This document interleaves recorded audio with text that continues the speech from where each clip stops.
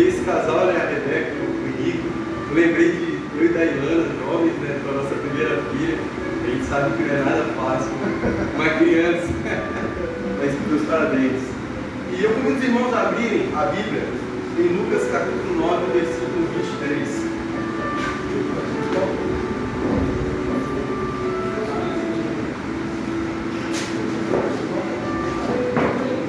Lucas capítulo 9, versículo 23.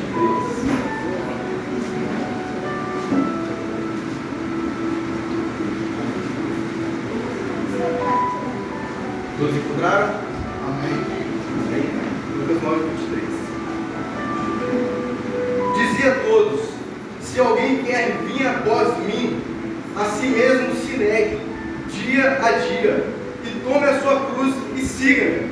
Pois quem quiser salvar a sua vida, perdê-la-á. Quem perder a vida por minha causa, esse a salvará. Que aproveita o homem ganhar o mundo inteiro, se vier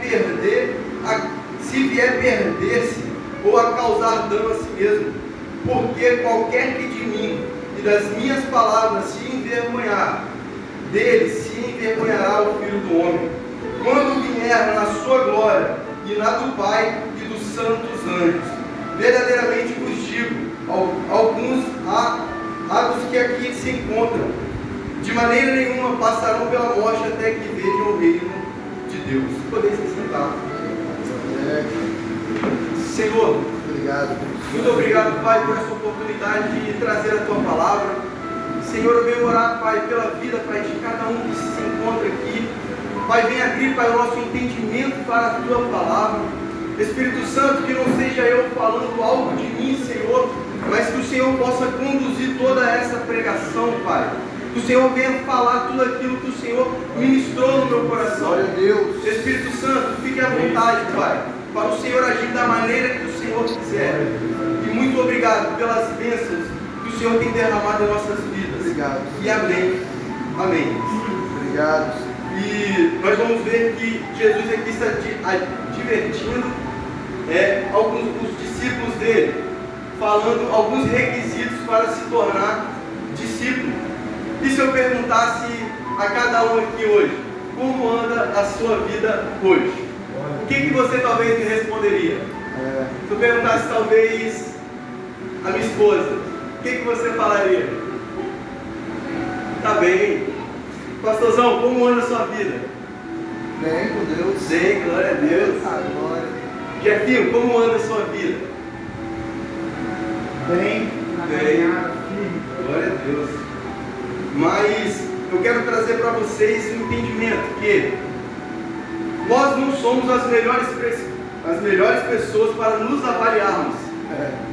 Porque se você chegar para mim e falar: Pablo, como está a sua semana? Eu vou falar: agora está bem, graças a Deus. A melhor pessoa que tem para nos avaliar, aqueles que são casados, as suas esposas ou seus maridos, a melhor pessoa que tem para nos avaliar são os nossos amigos mais íntimos, as pessoas mais próximas. E talvez se eu perguntasse a pessoa mais próxima de você e falasse: fulano, como anda a vida dessa pessoa? Será que ela me responderia a mesma coisa que talvez você me responderia? Como será que anda a nossa vida com o Senhor? E dentro desse texto eu trago 4 aplicações dessa mensagem, 4 aplicações para nós podermos sermos discípulos. E eu gostaria que vocês pudessem se autoanalisar, né? E a primeira é: quem quiser ser meu discípulo? Quem quer ser discípulo de Jesus? Glória a Deus. Aleluia. A Deus. Quem está disposto a ser discípulo? Amém. Amém. E naquele momento os discípulos achavam que Jesus, o povo de Israel, os judeus, estavam sob o domínio de Roma. E eles achavam que o Messias chegaria para libertar eles de Roma naquele período, e eles achavam que, sendo discípulos de Jesus, eles iriam governar ao lado de Jesus com honra e glória. Esse era o pensamento dos discípulos. A sua principal preocupação dos discípulos era saber deles qual seria o maior. Isso era o pensamento deles. Convido os irmãos a abrirem em João capítulo 13. João 13, versículo 14. E aí Jesus vai confrontar esses homens falando: se vocês querem ser os meus discípulos, existem algumas regras, existe algo diferente. E o que seria a definição de discípulo? Discípulo é aquele que se diz ser aluno, aquele que estuda, aquele que está disposto a aprender com alguém. E eu falo que eu sou discípulo do pastorzão porque nós estamos pescando, estou aprendendo a pescar, né? Nós estamos sendo dispostos a aprender com alguém. E aquele que quer ser discípulo de Jesus, aquele que fala: eu, Senhor, quero ser o seu discípulo, nós temos que ter a disposição de aprender com o nosso Senhor. E no João capítulo 13, versículo 14, ele vai falar: pois bem, se eu, sendo Senhor e Mestre de vocês, lavei os pés de vocês, então vocês também devem lavar os pés uns dos outros. Aqui Jesus está falando: ei, você quer ser o meu discípulo? Então seja humilde. Ei, você quer ser o maior da casa? Então seja o menor da casa. Entenda que discípulo foi chamado para servir. Discípulo foi chamado para poder ajudar os outros, fazer aquilo que o mestre está fazendo. E quando nós olhamos para Jesus, a vida é entrega, uma vida de servidão a nós. Ele falou: eu vim para servir a vontade do meu Pai. Será que nós estamos dispostos a servir a vontade do nosso Senhor? Ou nós só estamos dispostos a servi-lo, querendo uma recompensa em troca? E o segundo ponto é negar a si mesmo. Dizia a todos: se alguém quer vir após mim, negue-se a si mesmo. E se eu perguntasse a vocês, será que nós estamos hoje negando a nós mesmos? É algo fácil negar a si mesmo? E mamãe, será que é fácil negar a si mesmo? Por que será que não é fácil negar a si mesmo? É difícil. Mas isso é vamos dizer assim, um mandamento ou uma aplicação que Jesus fala: se quer vir após mim, se quer ser o meu discípulo, negue-se a si mesmo. Mas vamos ver à frente, mas quem perder a própria vida por minha causa salvará. Abrir mão dos interesses pessoais. Quantas vezes nós queremos servir a Deus, queremos ser discípulos, mas não abrimos mão dos nossos interesses? Muito pelo contrário, servimos a Deus por interesse maior. E eu já falei, se nós servimos a Deus por um salário, por uma bênção, nós trocaremos ele por uma bênção maior, por um salário maior. Irmãos, entenda que servir a Deus é um meio de gratidão ao Senhor. É falar: Senhor, eu reconheço o teu alto sacrifício na cruz do Calvário pela minha vida. E hoje eu escolho servir ao Senhor. Hoje eu escolho negar as minhas vontades, os meus desejos. Eu abro mão dos meus interesses pessoais para entender o que a Bíblia quer da minha vida, para me andar no caminho do Senhor. E isso não é nada fácil. Em Romanos 8,36, quem puder abrir, fazendo um favor, Romanos 8,36.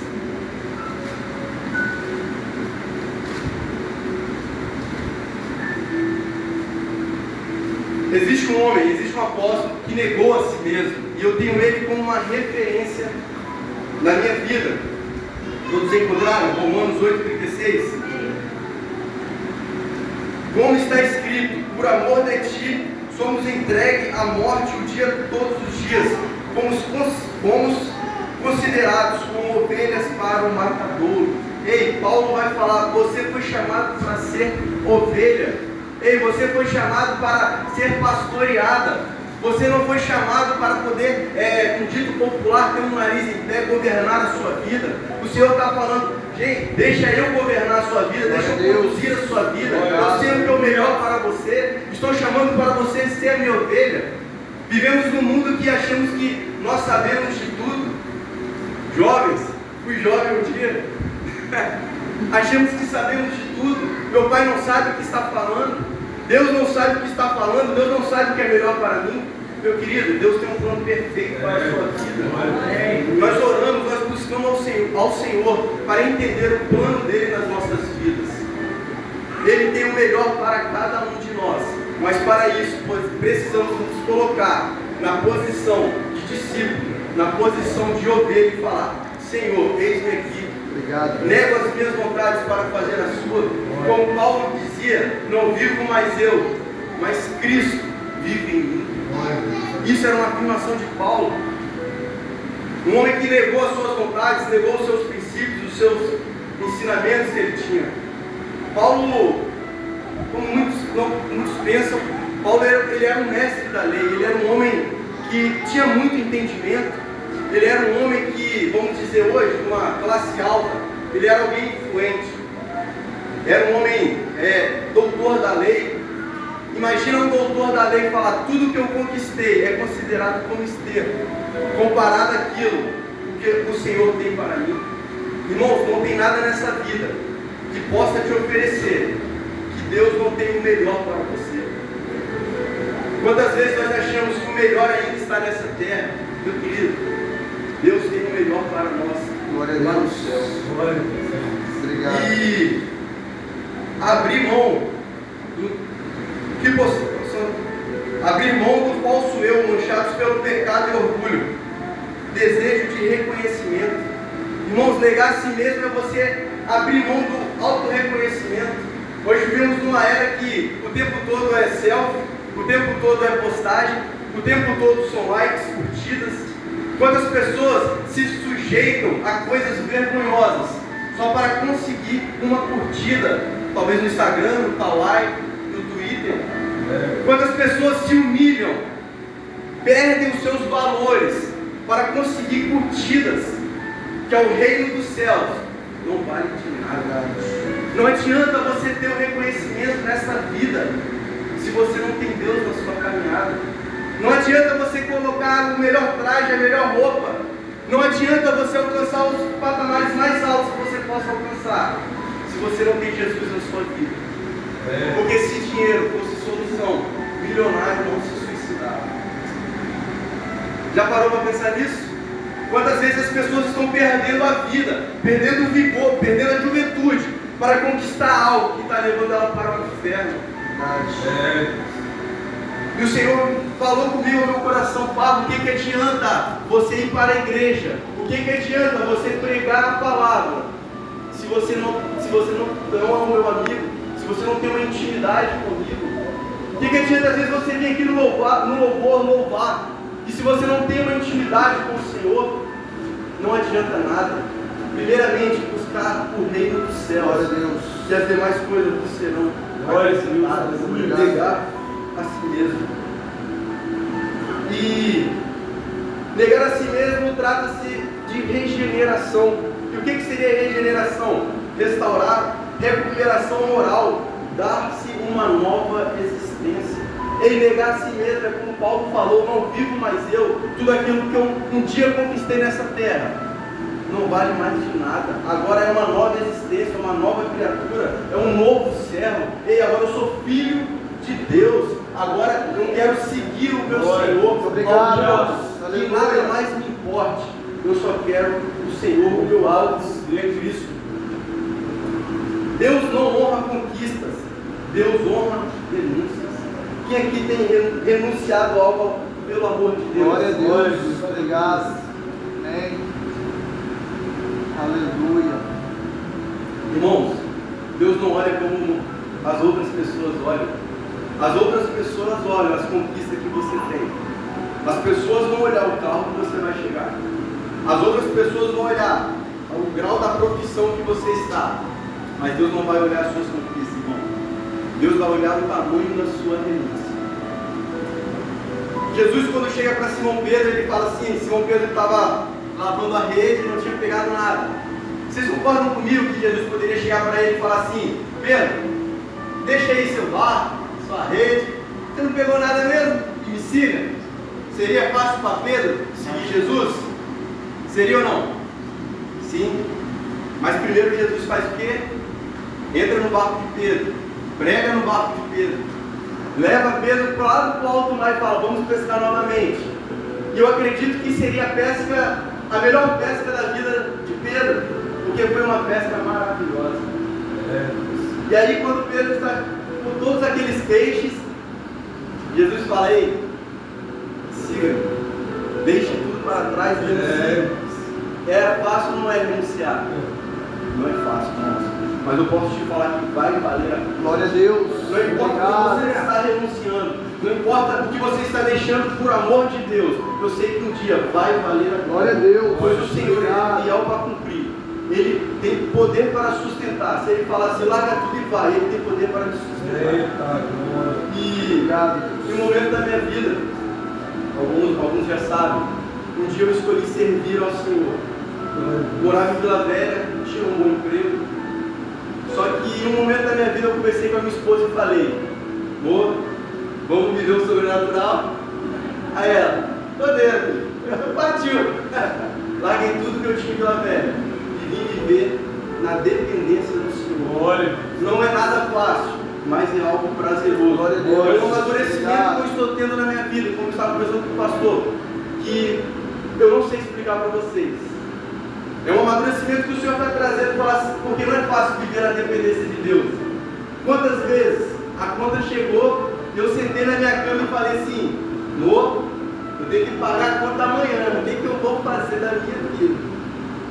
Confia no Senhor e espera, porque Ele é fiel para a sua vida. Glória a Deus.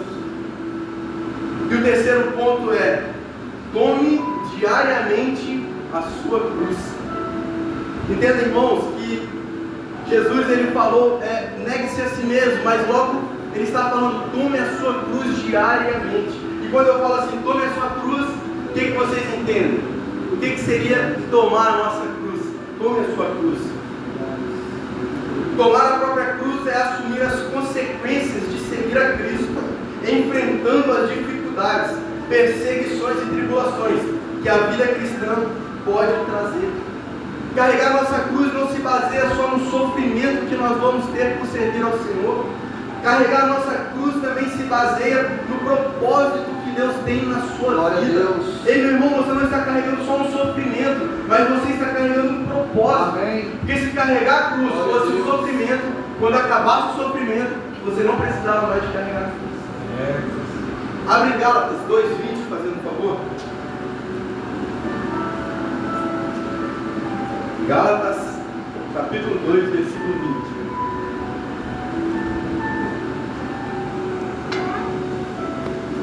Todos acharam?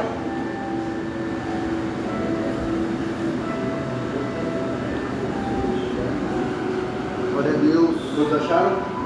Amém. Paulo vai falar, estou crucificado com Cristo, assim já não sou eu quem vive, mas Cristo vive em mim. Glória a Deus. Irmãos, carregar nossa cruz é termos um propósito. Tudo que nós fazemos agora é para a honra e glória do Senhor. Se hoje o meu trabalho, antes eu trabalhava, hoje eu trabalho para a glória do Senhor. Se hoje às vezes eu fazia algum esporte, hoje o meu esporte é para a glória do Senhor. Eu tenho um propósito de vida. Paulo está falando, eu não vou viver mais para mim, pois foi crucificado com Cristo naquela cruz. Hoje estou vivendo para pregar o Evangelho, para pronunciar a palavra de Deus aos 4 cantos da terra. E eu te pergunto, o que você tem feito para a glória de Deus? A sua vida está glorificando ao Senhor? Será que se eu te perguntasse, como eu fiz no começo, será que a sua caminhada hoje está glorificando ao Senhor? Isso é algo a se pensar, irmãos, porque às vezes na teoria é bonito. Não, eu vou na igreja, eu sou cristão, porque às vezes nós achamos que ser cristão é só ter um bom caráter. Isso é uma parte de ser cristão, mas a outra parte é ir, de pregar o Evangelho, ter um bom testemunho, seja os meus discípulos, seja os meus imitadores como sou de Cristo. Existe um outro lado, igual um casal jovem, a filha de vocês vai espelhar-se em vocês. O principal tópico da minha conversão, que me levou ao começar a ouvir o Evangelho, foi a minha filha, pois eu levava uma vida errada, eu fazia muitas coisas que não eram bacanas. Em um momento da minha vida, antes de eu me converter, eu estava numa mesa 2 dias virados com álcool e droga, e aí o Espírito Santo falou ao meu ouvido: se a sua filha estiver aqui no nosso meio, um dia se a sua filha estiver fazendo o que você faz, qual a moral que você tem para poder cobrar dela alguma coisa? E aquilo foi muito Eu falei, como que eu vou dar um bom testemunho para os meus filhos? Se eu estou bebendo, se eu estou usando cocaína? Qual é o bom testemunho que eu vou dar para os meus filhos se eu estou assaltando? Qual é o bom testemunho que eu vou dar para o meu filho se eu estou levando uma vida de adultério? Qual é o testemunho que eu vou dar para os meus filhos se eu estou levando uma vida de corrupção? Irmãos, servir a Deus é muito mais do que vir à igreja, é crucificar todos os dias. Paulo vai falar crucificar a carne todos os dias, pois estou crucificado por Cristo. Glória a Deus. Amém? É muito forte. E existe uma mentira contada por Satanás. Ele vinha há muito tempo contando essa mentira. E ele contou essa mentira para os anjos. Ele chegou para os anjos e falou: ei, não preciso obedecer a Deus. Vamos lá, vamos ser maior que Ele. E aí eles foram expulsos do céu. Satanás chegou para Adão e Eva, chegou para Eva e falou: ei, Deus não falou que você é livre, que você pode comer o que você quiser? Então coma do fruto do bem e do mal. E hoje Satanás está contando a mesma mentira. Ei, você, o corpo é seu. Você pode fazer o que você quiser.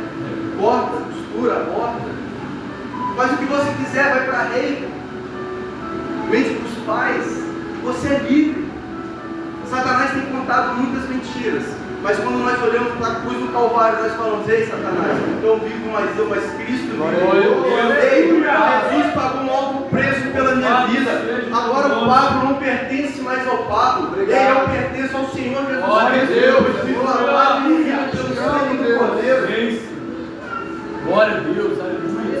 A cruz, meu irmão, ela é temporária. Pode ser difícil, pode ser pesada, mas ela é temporária. Porque a dor que nós passamos por aqui, Romanos 8,18, jamais será comparada com a glória que é esperada no céu. Glória a Deus. Glória que espera. Obrigado. Glória a Deus, a glória no céu vai ser eterna. Aleluia. Quem aqui ama a Deus? Quem aqui ama a Jesus Cristo? Dá glória. A maior forma de amor é quando nós carregamos a cruz que Deus nos deu. É quando nós carregamos o propósito que nós temos na nossa vida. E a cruz, ela é individual. Cada um com a sua medida, cada um com o seu peso. Pois Deus, Ele não vai te dar peso que você não possa suportar, o fardo que você não pode suportar. Então, se está difícil, está pesado, aguenta firme.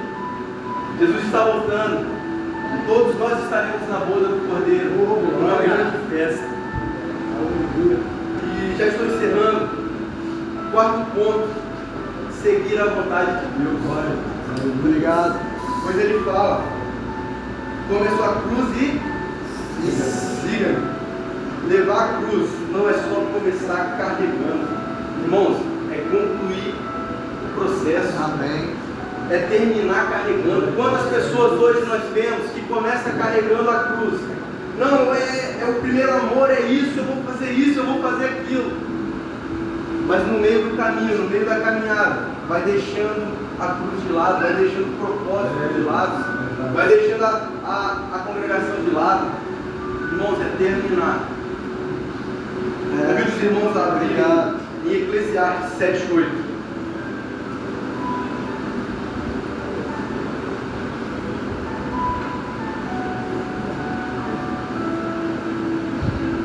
O siga-me aqui é semelhante com o ide, é uma constância, nunca deve ser deixado de lado. Então quando Jesus fala: ei, siga-me, era a mesma coisa que está falando de pregar o Evangelho. Existe uma constância. Ei, até quando eu vou seguir Jesus? Até quando Ele voltar. Todos acharam que Eclesiastes capítulo 7, versículo 8 diz o seguinte: melhor é o fim das coisas do que o começo delas. Irmãos, o fim é mais prazeroso do que o começo. Irmãos, às vezes nós começamos. Quem aqui já sentiu o primeiro amor? Quando da conversão? É bom ou não é bom? É emocionante ou não é? O fim é melhor. Quando Jesus voltar, as bodas, glória a Deus, vai ser muito melhor. Amém. E em Apocalipse, capítulo 2, versículo 4 ao 5. No entanto, contra você tenho isso: você abandonou o seu primeiro amor. Portanto, lembre-se de onde caiu, arrependa-se e faça as obras que praticava no princípio. Irmãos, convido a igreja a ficar de pé. Glória a Deus, aleluia. Eu não sei o que tem acontecido, eu não sei a vida que cada um aqui tem levado, mas eu creio que existe um Deus, existe um Espírito Santo que está com vocês todos os dias da sua vida, em todos os momentos bons e nos momentos ruins. E eu não sei se um dia alguém aqui talvez deixou a cruz para trás. Eu não sei se talvez alguém aqui um dia falou: Senhor, está pesado, eu não aguento mais, eu não suporto mais essa cruz. Essa noite eu te convido a vir aqui na frente, eu quero orar por você. Jesus ele está falando: ei, pega a sua cruz, volte no princípio, volte aonde você deixou aquela cruz, eu tenho o melhor para você. Não desanime da caminhada. Glória a Deus, aleluia. Volte ao princípio, busque a cruz. O Alex vai estar colocando louvor, medite na letra desse louvor. Aquele que sentir vontade de vir aqui na frente, pode ficar à vontade, nós estaremos orando pela sua vida. Pode colocar.